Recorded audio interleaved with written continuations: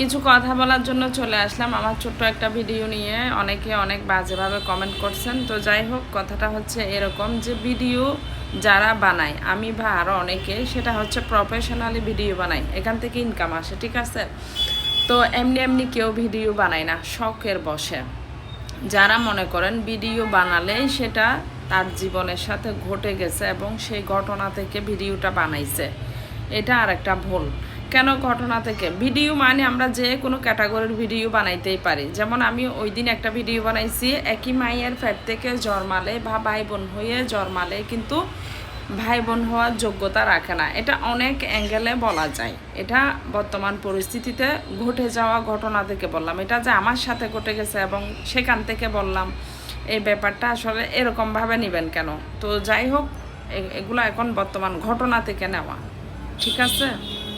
সব কিছুকে এভাবে নেগেটিভলি না নিয়ে কিছু কিছু বিষয়কে পজিটিভলিও নেবেন। সবার সাথে ঘটে গেলেই যে ওটা তার জীবন কাহিনী এখানে বলতে আসে, বিষয়টা কখনোই এরকম না, ঠিক আছে?